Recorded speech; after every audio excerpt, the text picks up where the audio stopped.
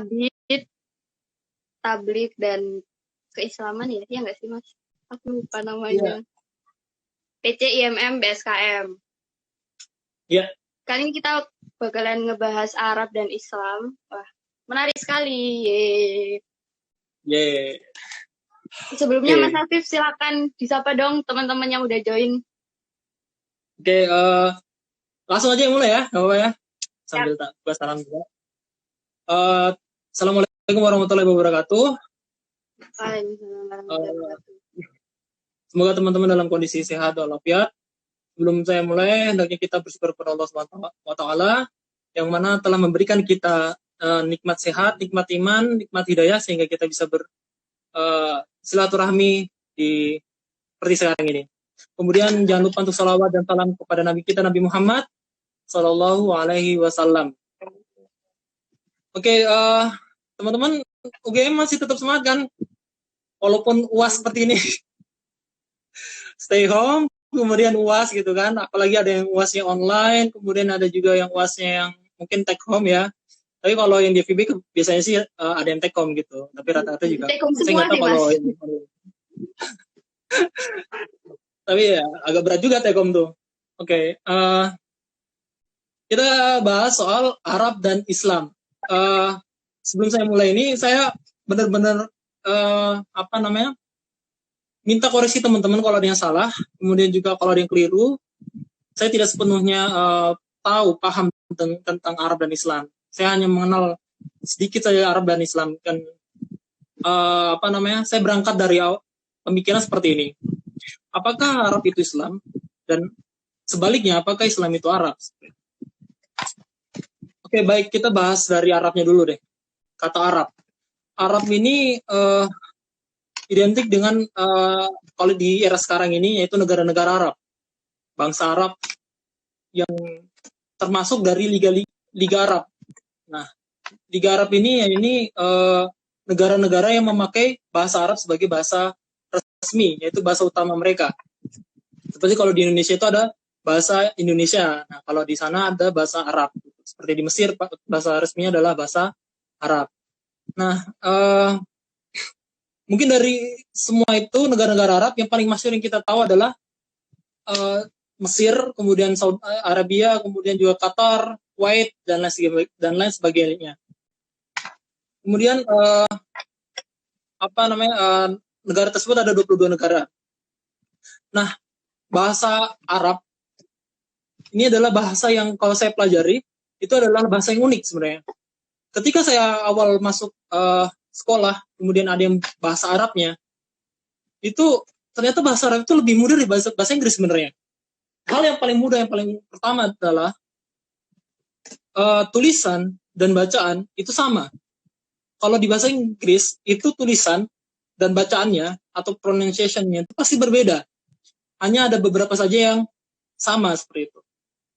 Nah, ini yang salah satu kegampangannya bahasa Arab, sehingga kita tidak perlu kemahiran secara bagus untuk pronunciation-nya. Hanya kita belajar soal makharijul huruf, yaitu gimana cara membaca huruf-huruf yang benar, huruf Arab. Nah,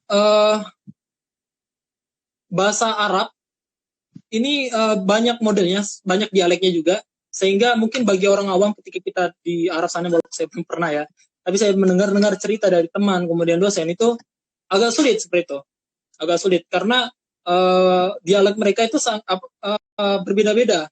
Ada yang seperti di Mesir ya, ada yang jim, dibacanya ga, gitu. Misalnya duduk, gitu. Ijlis. Kalau mereka orang Mesir, nggak bisa ngomong ja, tapi iglis. Sempat ada dosen saya dari Mesir yang kebetulan beliau ke UGM, kemudian mengajar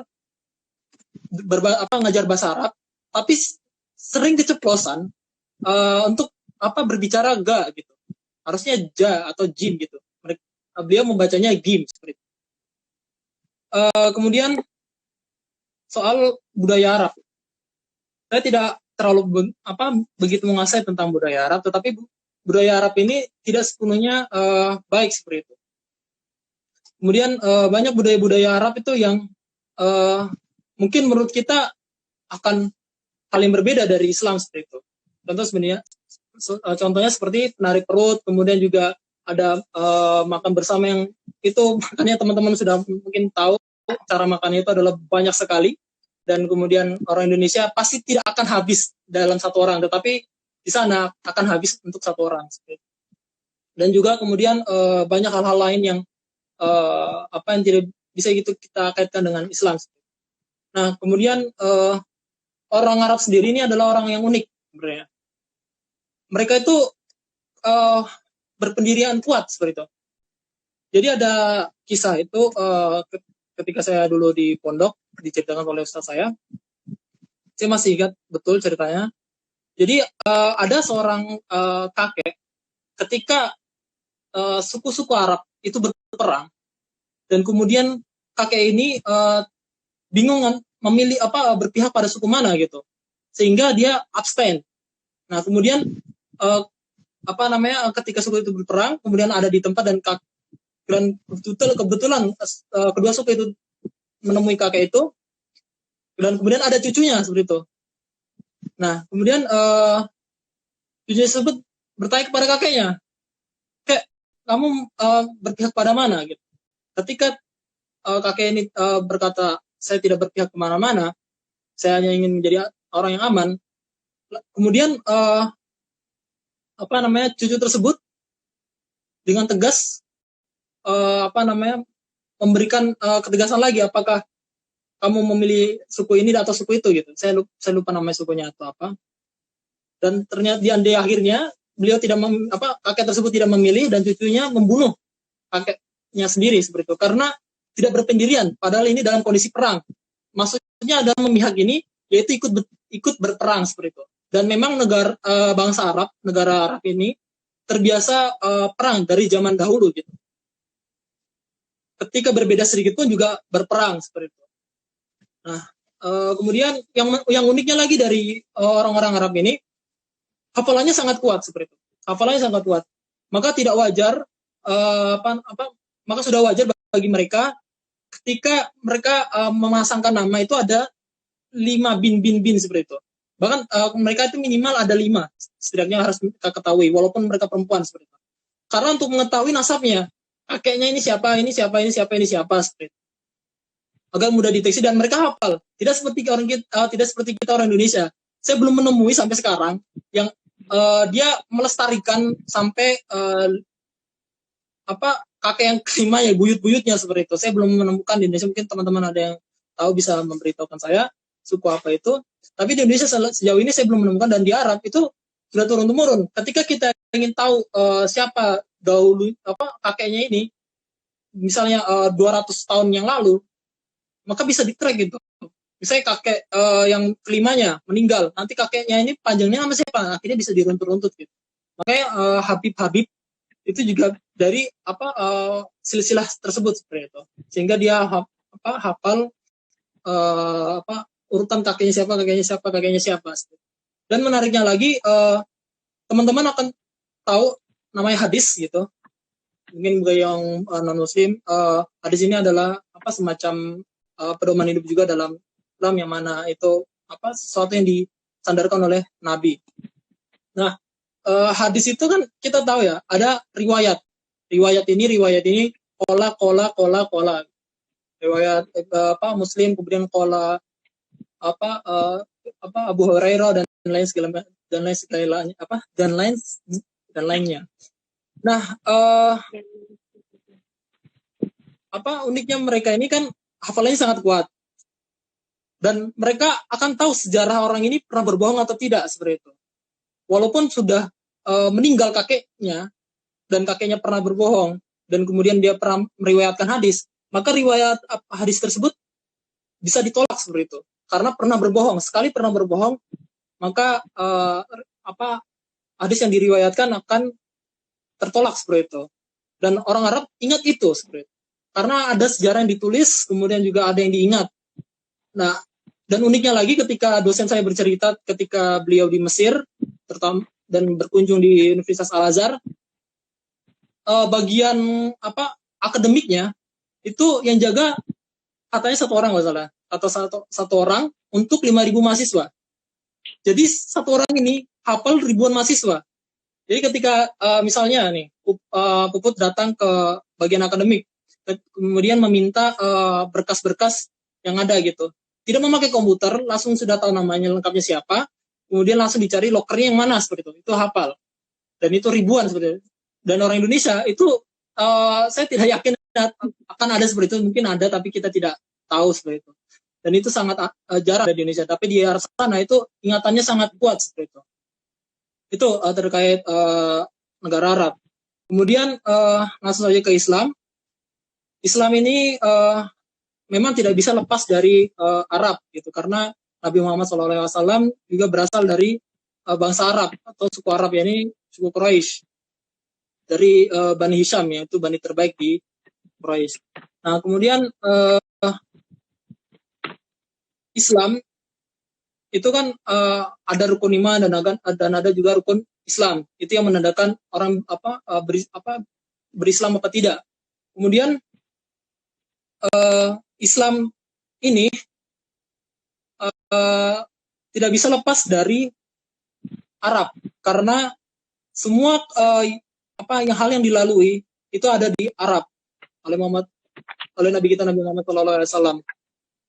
Kemudian di sekarang ini ada banyak istilah-istilah Islam Nusantara, kemudian Islam lain segala macam. Sebenarnya Islam itu tidak hanya tidak hanya Arab gitu, tapi seluruh dunia, seluruh negara, seluruh suku, seluruh bangsa. Karena kan di Islam itu ada Syumuliyatul Islam, yaitu Syumuliyatul Zaman, Syumuliyatul Makan, kemudian Syumuliyatul Zaman, Makan, dan kemudian juga yaitu makan itu soal tempat, waktu, dan kemudian zaman atau generasi gitu. Jadi selalu bersesuaian. Makanya di dalam Muhammadiyah itu ada tajdid, pembaruan. Maka Islam itu juga dinamis seperti itu, menyesuaikan dengan keadaan yang sekarang gitu. Boleh kayak keadaan pandemi, mana yang kita diwajibkan sholat Jumat, ketika ada persoalan ini maka kita tidak wajib sholat Jumat ya. Walaupun sangat disayangkan, saya sudah sebulan lebih tidak sholat Jumat gitu. Ini sangat disayangkan, saya sangat sedih karena saya betul-betul rindu dengan sholat Jumat gitu. Nah, itu kemudian ini jam berapa sekarang? Masih. Oke, Islam, lanjut lagi ke Islam. Di Islam itu kan ada disebutkan dalam Al-Quran, biar saya nggak keliru ya. A'udzubillahi minasyaitonirrajim. Inna anzalnahu Qur'anan Arabiyyan 'alakum taqilun. Itu surah Yusuf ayat 2. Yang artinya sesungguhnya kami menurunkannya berupa Al-Quran dengan berbahasa Arab agar kamu memahaminya. Kemudian Qur'anan Arabiyyan ghayra dhi iwajin la'allahum yattaqun. Ialah Al-Quran dalam bahasa Arab yang tidak ada kebengkokan di dalamnya supaya mereka bertakwa. Ini menarik, bahasanya Allah SWT menyatakan Al-Quran ini diturunkan dengan berbahasa Arab seperti itu. Karena kebetulan Nabi Muhammad SAW itu dari bangsa Arab. Dalam Islam, Nabi yang berasal dari Arab itu hanya 4, selebihnya itu dari Bani Israel. Yaitu pertama Nabi Muhammad SAW, kemudian Nabi Hud alaihissalam, kemudian Nabi Saleh alaihissalam, dan kemudian Nabi Syuaib alaihissalam. Nah, kita bahas dari Nabi Muhammad SAW. Nabi Muhammad SAW ini kan berasal dari Bani Hisham seperti itu. Dan beliau juga orang yang kaya raya. Nah, bahasa Arab kenapa dipilih dari bangsa Arab kemudian berbahasa Arab? Yang pertama dari bahasanya. Bahasa Arab itu unik. Uniknya seperti ini. Satu kata, kita menyebutkan satu kata itu bisa diterjemahkan satu kalimat seperti itu. Kalau misal dalam seperti ini, yaf'aluhu, dia melakukannya. Ya, itu dia. Kemudian fa'alahu yaf'ulu, itu melakukan. Kemudian hu-nya itu ya-nya. Tentunya sesuatu yang diperbuatnya. Gitu. Jadi uniknya bahasa Arab itu, satu kata itu bisa menggambarkan kondisi yang spesifik. Seperti itu. Maka uniknya bahasa Arab, itu ketika kita membaca Al-Quran, kita itu pasti bisa memahami secara spesifiknya seperti apa gitu. Walaupun nanti ada beberapa syubhat-syubhat yang kita memang harus jauhi seperti itu. Oke, mungkin dari itu saja, selebihnya dari pertanyaan aja Put ya. Oke, siap Mas. Karena udah jam Oke, teman-teman. 5 ini, udah banyak kayaknya siap. Mantap. Terima kasih Mas Afif. Oke teman-teman, Yuk. silakan yang mau bertanya. Oh iya, tadi udah ada pertanyaan dari Mas Zidan. Gimana? Saya banyak banget scrollnya, gila. Iya, ini udah saya tak catat kok Mas, soalnya tadi di atas. Gimana caranya membedakan budaya Arab dengan budaya Islam? Soalnya budaya Arab kan nggak terlalu urgent ditetapkan, sedangkan budaya Islam sebaiknya diterapkan.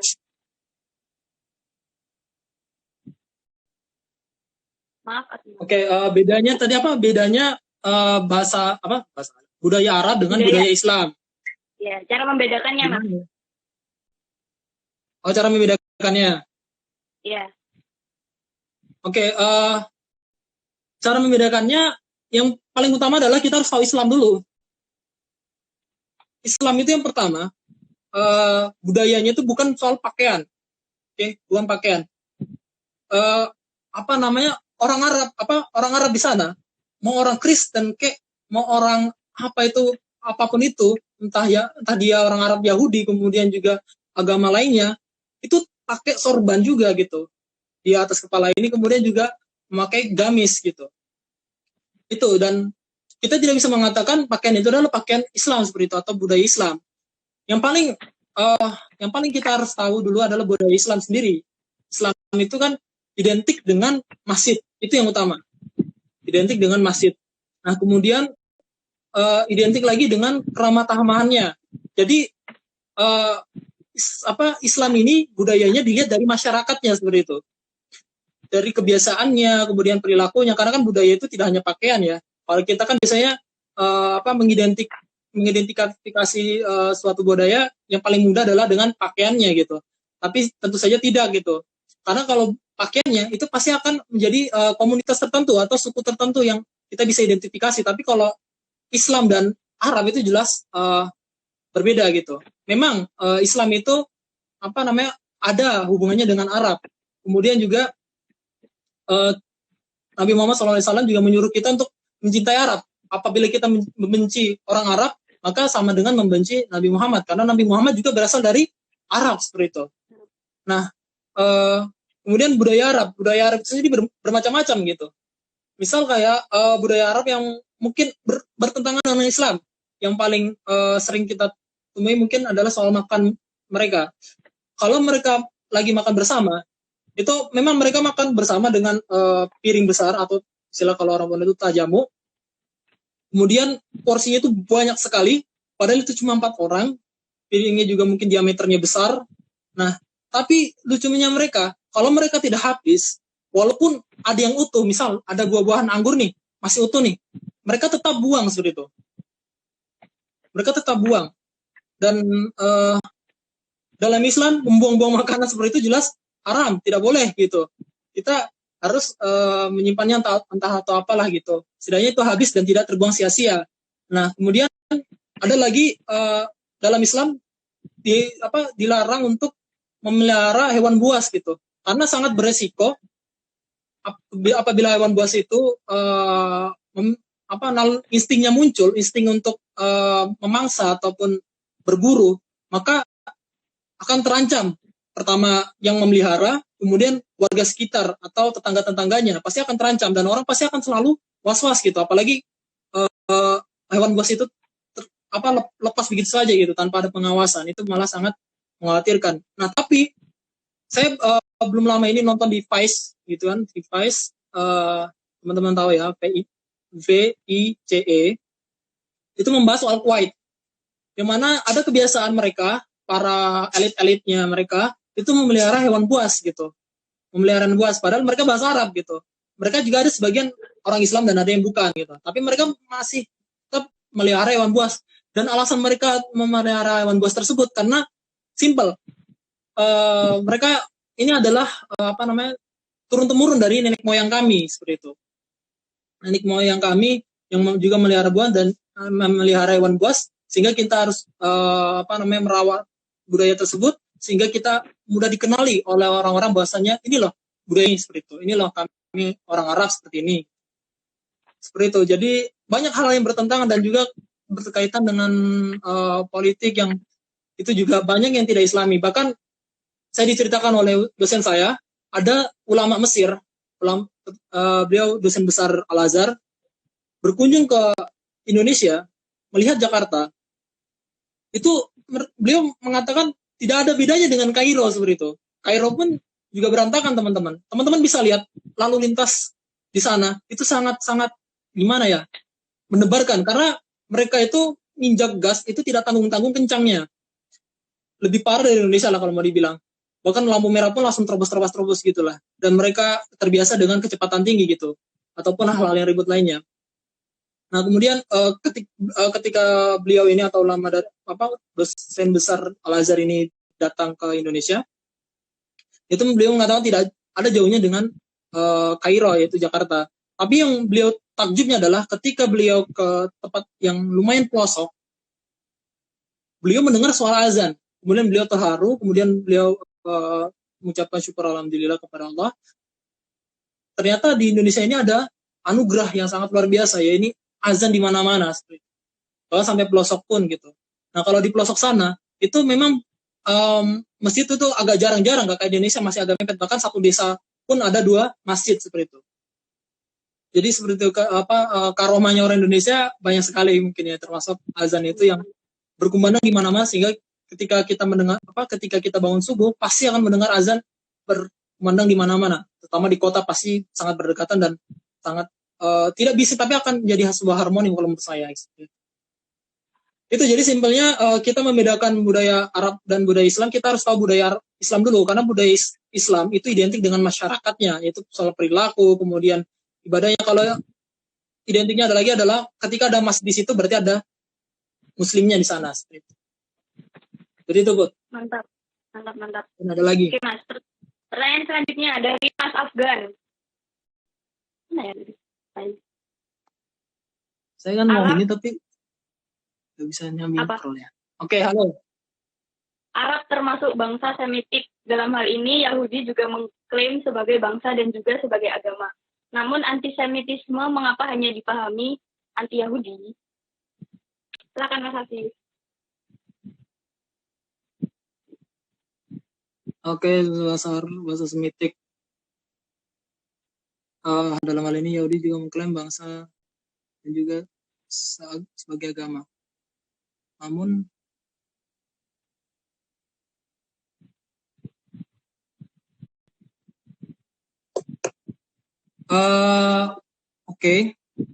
Semit ya. Memang kalau bangsa Semit itu sebagai bangsa memang bangsa Yahudi.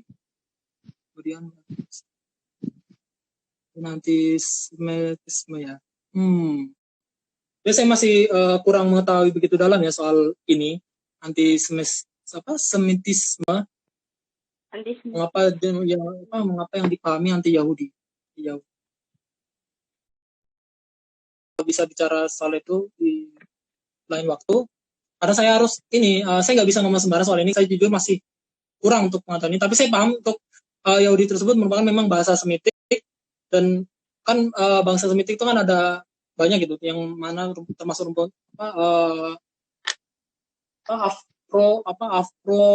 saya lupa tadi, Afroasia atau apa sih seperti itu. Oke, nanti saya jawab ini ya di lain waktu dulu ya, karena Siap. Untuk asumsi seperti ini saya tidak bisa mengatakannya karena saya mohon maaf minim untuk pengetahuan soal ini. Tuh. Oke, lanjut pertanyaan selanjutnya ya Mas. Oke, ya. Apa ini? Katanya bahasa Arab. Katanya bahasa Al-Quran spesifik. Akan tetapi sampai di Indo menjadi banyak tafsir. Bagaimana meluruskan tafsir agar seluruh muslim satu pemahaman tapi fix yang paling benar? Oke, menarik pertanyaannya. Menarik sekali. Oke. Al-Quran spesifik. Ya, spesifik. Kemudian untuk tafsir, itu memang berbeda-beda. Di Arab pun sana juga banyak berbeda-beda gitu tafsirannya. Tapi tidak dalam semua hal seperti itu. Mungkin dalam hal syubhat yang mungkin itu akan simpang siur maknanya. Jadi harus ada kiasan-kiasan yang itu mungkin akan banyak menimbulkan pendapat, tetapi intinya akan sama seperti itu. Nah, kemudian ini hak prerogatif atau hak individu tiap muslim ya untuk menafsirkan seperti apa, dan harusnya juga harus ada ilmu yang terkait dengan itu. Ilmu dan juga sumber dari mana yang dia dapat, bisa dari ustadz kalau memang belum bisa mempelajari tafsir secara utuh, dan ataupun dari ulama lainnya gitu. Ini memang tidak bisa kita untuk memaksa Indonesia fix dalam satu pemahaman tafsir Al-Quran. Akan berbeda-beda gitu. Penafsiran, misalnya penafsiran ayat ini di Muhammadiyah, kemudian di MTA, Majelis Tafsir Al-Quran, kemudian NU, pasti akan berbeda-beda seperti itu. Tapi maknanya sama. Kan Al-Quran kemudian juga ada hadis, kemudian turunan nanti ibadah-ibadah lainnya, fikih gitu. Nah, dalam Muhammadiyah ada majelis tarjih, yang mana dari berbagai mazhab yang disesuaikan dengan Indonesia, kemudian diambillah itu. Berbeda mungkin dan NU, yaitu mazhab Salafi, kemudian juga MTA, dan segala macam. Pasti akan berbeda-beda. Nah, berbeda-beda itu adalah hal yang wajar di dalam Islam, berbeda pendapat, asalkan tidak melenceng dari koridor Islam, yaitu pertama ya rukun iman dan rukun Islam. Kemudian juga hal yang paling penting yaitu tidak keluar dari tauhid. Nah, dalam Islam itu kan banyak berbeda-beda, sehingga kita harus memahami perbedaan tersebut. Ketika ada penafsiran ini berbeda, kemudian ada penafsiran ini berbeda, ya kita tahu dulu penafsiran itu tersebut. Tidak bisa kita sama katakan penafsiran Al-Quran gitu. Tapi hal yang paling utama kita harus tanyakan dulu dari mana sumbernya, karena dalam Islam itu agama Islam itu kan agama ilmu, maka semuanya itu harus ada ilmunya. Kita harus tahu sumbernya dari mana. Apakah sumber itu tersebut berhak kita ambil? Apakah orang ini pantas untuk menafsirkan seperti itu? Karena banyak orang Indonesia juga, mohon maaf, ini mufasir yang saya rasa ini dari Barat yang agak mengacaukan, bahkan ini ternyata seorang orientalis yang menafsirkannya aneh-aneh, dan kemudian sampai muncul di Amerika tuh ada perempuan sholat Jumat seperti itu. Mungkin agak melenceng dan saya belum tahu juga seperti apa, tapi saya tidak bisa menjudge. Tapi sumber ini saya meragukan gitu, karena dari pengalaman track record yang mufasir ini berbeda, tidak memiliki track record yang baik seperti itu. Tidak bisa dikatakan mendalami ilmu tafsir yang secara utuh. Maka kita ketika ingin belajar ilmu tafsir atau ingin tahu tafsiran ini, maka harus dari sumbernya atau dari ahlinya gitu. Seperti misalnya kalau kita sakit ya pasti ke dokter gitu, tidak ke yang lain-lain. Kalau yang ke lain-lain malah kita tambah parah seperti itu. Jadi seperti itu Mbak Siti untuk terkait bahasa Al-Quran memang bahasa spesifik, tapi untuk penafsirannya memang itu berbeda-beda dan tidak bisa disatukan. Dan pasti akan berbeda sampai kapanpun. Kalau mau diperdebatkan akan terus berdebat gitu. Bahkan tidak akan ada selesainya seperti itu. Jadi yang perlu kita lakukan adalah memahami seperti itu, memahami perbedaan, kenapa mereka berbeda, dan dari mana dia mengambil sumber tafsiran tersebut. Mantap. Oke, ada lagi? Mungkin dari saya sih Mas, saya mau nanya. Oh ya. Apakah Islam itu membawa perubahan dalam kesusastraan Arab atau dalam sastra Arab? Jadi yang mungkin apakah Islam itu membawa perbedaan atau perubahan dalam kesusastraan Arab?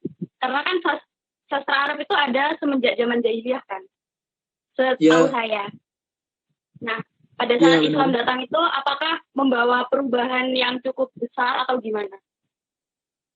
Oh ya, itu pasti jelas, karena ketika itu menjadi kan gini, Islam zaman jahili Arab zaman jahiliyah atau Arab jahiliyah itu adalah bangsa yang sangat bagus gitu. Dikatakan jahil sebenarnya itu karena soal akidah. Sebenarnya yang paling utama adalah soal akidah, dan kemudian budaya-budaya buruk mereka yang sehingga mereka dikatakan jahil seperti itu. Selebihnya mereka bagus, entah soal ekonomi, perdagangan, kemudian juga sastra itu sangat bagus sekali.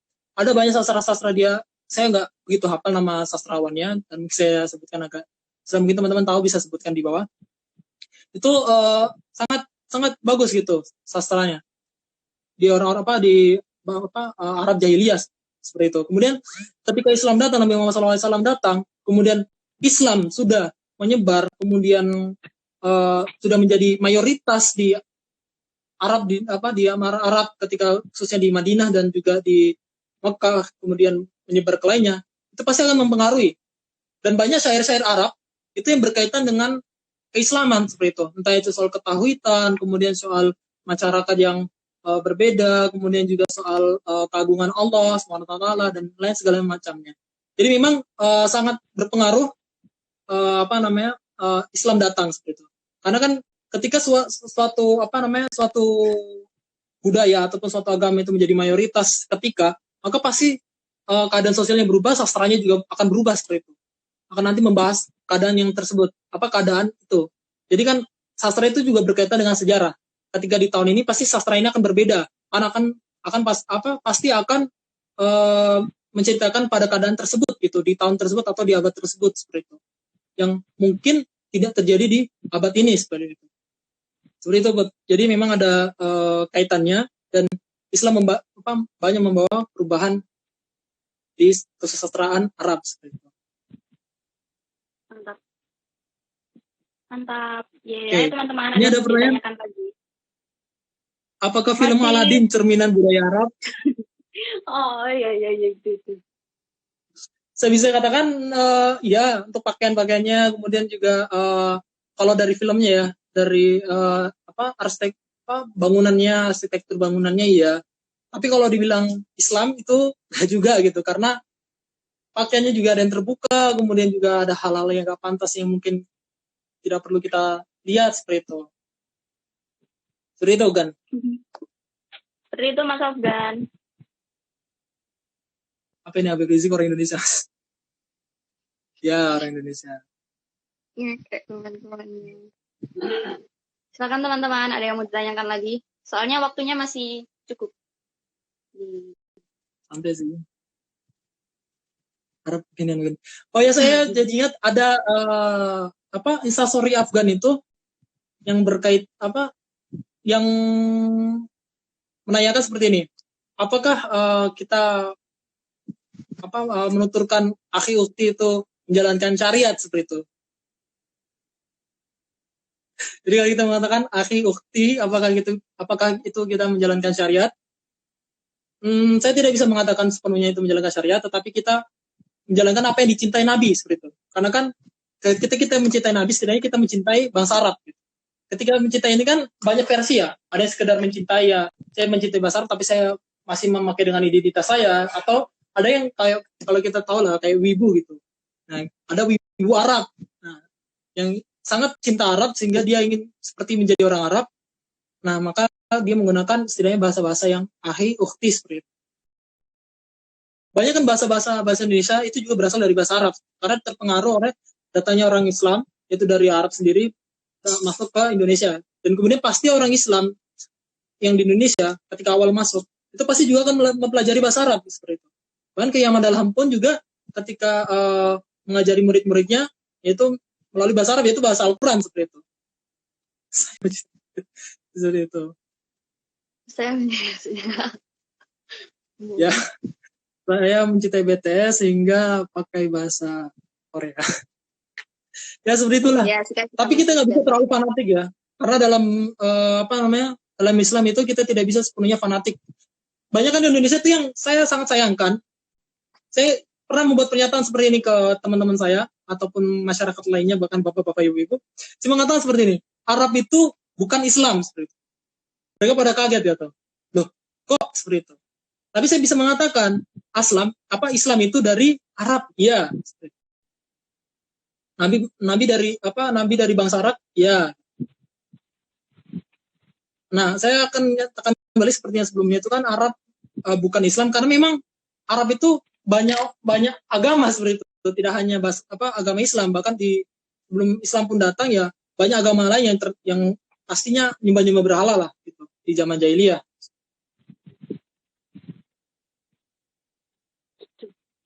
Oke, Arab mungkin. Oke, kalau mungkin saya sedikit menyinggung dengan Arab yang sekarang ya. Arab yang sekarang ini terbilang terpecah-pecah memang jadi banyak negara, dan memang dulunya itu tidak menjadi satu kesatuan juga, tapi menjadi satu wilayah kekuasaan kerajaan yaitu Turki Utsmani dulu, yang kemudian pecah. Entah saya belum tahu sejarah yang sebenarnya seperti apa, tapi saya ketika berbicara dengan sejarawan di UGM, mungkin teman-teman akan mengiranya Sasongko, tapi tidak hanya Sasongko, ada banyak lainnya, mengatakan sebenarnya ada misi lain dari luar seperti itu. Banyak di negara-negara Arab itu hancur karena ada penyusup atau dari orang dalamnya sendiri yang merusaknya seperti itu. Nah, kemudian terpecah-pecah, dan kemudian banyak negara-negara Arab yang dijajah oleh Prancis, kayak contohnya Maroko. Di Maroko itu mereka 50-50, yang pakai Prancis iya, kemudian yang pakai bahasa Arab iya gitu. Tapi bahasa Arabnya di sini tidak bahasa Arab Fusha, tapi bahasa Arab Amiyah. Amiyahnya mereka berbeda dengan Mesir, yaitu namanya Arab Durja. Nah, kemudian bahasa Arab di negara-negara Arab ini mungkin sangat disayangkan ya. Sangat disayangkan di era kontemporer ini, yaitu bahasa Arab sendiri banyak tidak digunakan oleh bangsa Arabnya, bangsa Arab sendiri gitu. Dosen saya unik mengatakan seperti ini ketika di kelas. Di Saudi sekarang itu ada namanya lembaga bahasa Arab khusus orang Arab. Itu yang menjadi lucu gitu loh. Kok ada gitu lembaga bahasa Arab khusus orang Arab seperti itu. Dan ternyata memang seperti itu adanya, karena orang Arab itu lebih bangga memakai bahasa Inggris, kemudian juga lebih enjoy memakai bahasa Amiyah seperti itu. Hanya kalangan-kalangan tertentu yang memakai bahasa Arab Fusha, kayak misalnya jurnalis, kemudian reporter, kemudian pejabat-pejabat, kemudian dan sebagainya, dosen, kemudian ya intinya yang yang memiliki peranan penting gitu di dalam pemerintahan ataupun dalam partisipasi untuk masyarakat. Tapi kalau untuk biasanya ya itu kita di sana itu lebih sering pakai bahasa Amiyah gitu. Amiyah di sana yang paling umum adalah Mesir gitu. Amiyah Mesir yang mana mereka sangat populer karena dari lagu-lagunya. Lagu-lagu Mesir itu sangat populer di semenanjung Arab, sehingga Amiyah-Amiyah Arab itu populer di kalangan mereka. Kalau kita belajar Amiyah itu agak sulit karena memang tidak ada kaidah tertentu yang jelas. Apalagi Arab Durja itu saya bingung banget untuk memahami kaidahnya seperti itu. Tidak seperti bahasa Arab Fusha yang saya rasa ini lebih mudah seperti itu. Tapi uniknya untuk bahasa Arab ini, semakin kita pelajari, ternyata semakin kita, karena bahasa Arab ini seakan-akan tidak ada ujung seperti itu. Ketika teman-teman belajar bahasa Arab, oke, teman-teman menguasai dasarnya itu bagus. Tapi ketika semakin dalam, ternyata ada yang banyak tidak ketahui. Apalagi sudah masuk balago yang sudah bahasanya, saya rasa itu adalah bahasa yang berat gitu untuk mempelajari bahasa. Karena kan bahasa-bahasa kiasan, bahasa-bahasa puisi seperti itu.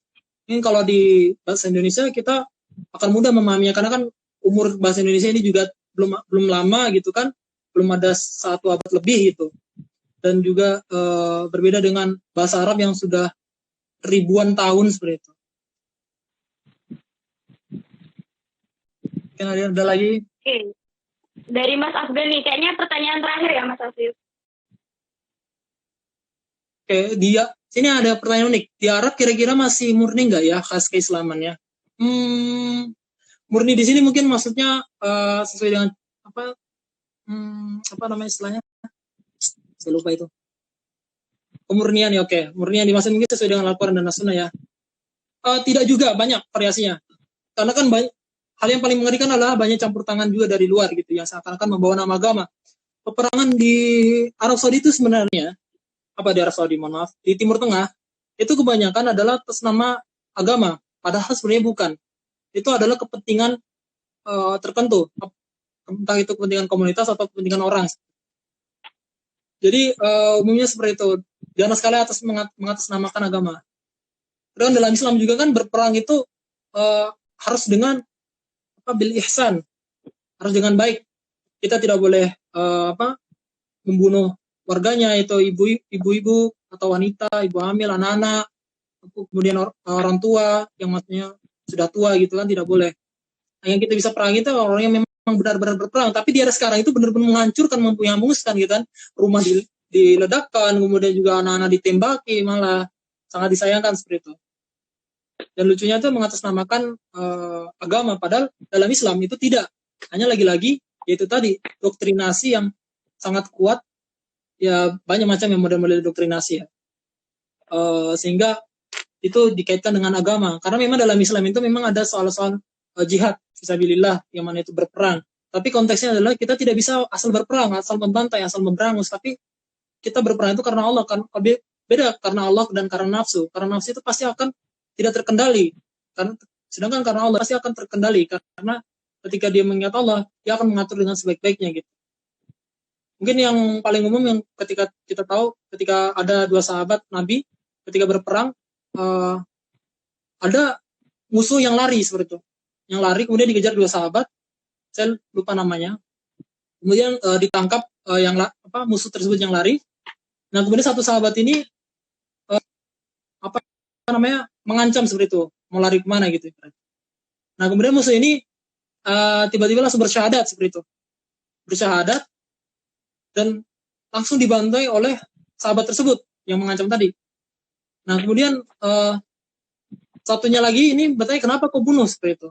Kemudian berkabar ini sampai ke Nabi Muhammad SAW, dan Nabi bertanya sampai 3 kali, apakah kamu membunuh dia setelah dia bersyahadat seperti itu? Dia jawab iya. Nah kemudian dia dan sahabat tersebut beralasan dia hanya berpura-pura gitu, karena dia ingin lari dan dia ingin bersyahadat agar dia aman. Padahal Nabi langsung bertanya, apakah kamu tahu isi hatinya seperti itu? Kalau memang dia isi hatinya benar-benar bersyahadat, maka kamu berdosa karena kamu sama saja membunuh umat manusia seperti itu. Satu muslim dibunuh, maka satu umat Islam itu dibunuh juga seperti itu. Oke. Terima kasih Mas Hafif atas pemaparannya. Karena timekeeper-nya udah datang dan waktunya udah habis, jadi mohon maaf teman-teman yang pertanyaannya belum sempat terjawab. Mungkin Mas Hafif bisa memberikan closing statement buat sharing session pada kali ini. Silakan. Oke, untuk perbedaan yang paling simpel Arab dan Islam itu adalah dari yang paling utama adalah dari kita tahu dulu Islamnya seperti apa. Ketika kita tahu Islam, maka kita akan tahu Islam yang sebenarnya dan Arab yang bedanya akan seperti apa. Karena Arab itu belum tentu Islam. Dan juga Islam itu pasti dari Arab.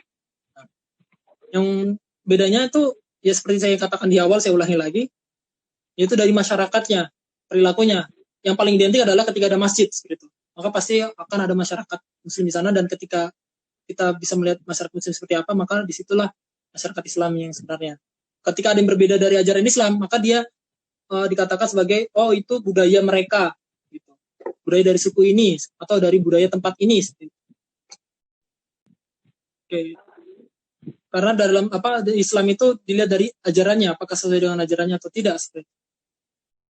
Dan pasti Islam, budaya Islam itu pasti akan membawa kebaikan. Seperti itu. Oh ya, dan sedikit lagi, agar teman-teman bisa membedakan ya, yang biasanya itu teman-teman suka keliru. Arab Pegon, kemudian Arab Melayu, apakah itu dari bahasa Arab? Itu banyak sekali pertanyaan-pertanyaan ketika saya mengaku dari jurusan sastra Arab. Apakah kamu tahu bahasa Pegon? Apakah kamu tahu bahasa Arab Melayu? Jujur saya susah membaca. Saya susah membaca bahasa Arab Melayu. Tulisan-tulisan Arab Melayu. Karena apa? Pertama, dia menggunakan memang aksara Arab seperti itu. Cuma ada penambahan-penambahan, yaitu entah itu fa titik 3, kemudian jim titik 3, dan segala macam. Tapi memang mirip dengan ketika ingin mengetahui bahasa Arab Melayu, maka kita harus tahu dulu bahasa Melayu, kemudian kita baru bisa membacanya bahasa Arab Melayu itu. Karena nanti dia itu bahasa Arab Melayunya itu kita gampang lah untuk mempelajari aksaranya gitu. Cara ini bunyinya apa. Tapi yang menjadi masalah adalah ketika kita tidak tahu bahasa Melayu, maka kita akan susah mempelajari bahasa Arab Melayu. Begitu juga dengan saya, susah untuk mempelajari bahasa Arab Melayu karena saya tidak paham dengan bahasa Melayu. Apalagi bahasa, mungkin teman-teman orang Jawa mungkin sudah mengetahui kalau memang ada bahasa Arab Jawa, maka akan mudah memahami bahasa Arab Jawa, bahasa Arab Jawi. Oke, seperti itu. Mungkin sekian, terima kasih teman-teman. Tetap semangat. Walaupun UTS, jangan lemas. Kemudian juga tetap semangat ibadah puasanya. Jangan lupa selalu istighfar dan juga bersyukur kepada Allah SWT. Selamat berbuka teman-teman. Nanti jam berapa ya nanti? Sekitar 20 menit lagi ya, Put ya? Ya. Iya, kalau di rumah saya kurang 15 menit lagi. Oh, 15 menit ya? Oh, jam saya agak kelambatan dikit berarti ini. Oke, sekian, terima kasih. Nanti teman-teman, bagi teman-teman yang ingin bertanya bisa, karena banyak banget, sumpah pertanyaannya banyak banget, sehingga saya bingung nih jawab yang mana, dan agak berat juga pertanyaannya. Dan saya mohon teman-teman untuk melanjutkan ke DM atau DM IG saya untuk pertanyaan tersebut, karena di sini akan susah saya screenshot satu-satu, karena kan ini juga harus off, dan ini sudah mau waktunya buka. Jadi teman-teman sebelum buka silakan membaca Al-Quran terlebih dahulu, dan sambil menunggu berbuka ya. Itu. Oke, sekian, terima kasih. Jazakumullahu khairan katsiran. Kafaratul majlis. Subhanakallahumma rabbana wa bihamdika asyhadu an la ilaha illa anta astaghfiruka wa atubu ilaik. Jika ada salah, saya minta maaf, dan hanya kepada Allah saya meminta ampun. Assalamualaikum warahmatullahi wabarakatuh. Waalaikumsalam warahmatullahi wabarakatuh. Terima kasih Mas Hafiz. Yeay, dadah.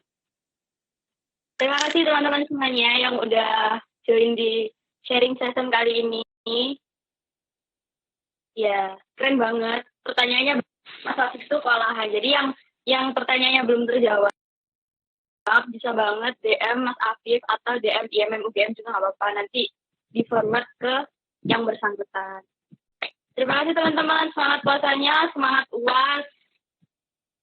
Dan sampai jumpa. Billahi fisabilillah, wassalamualaikum warahmatullahi wabarakatuh. Dadah.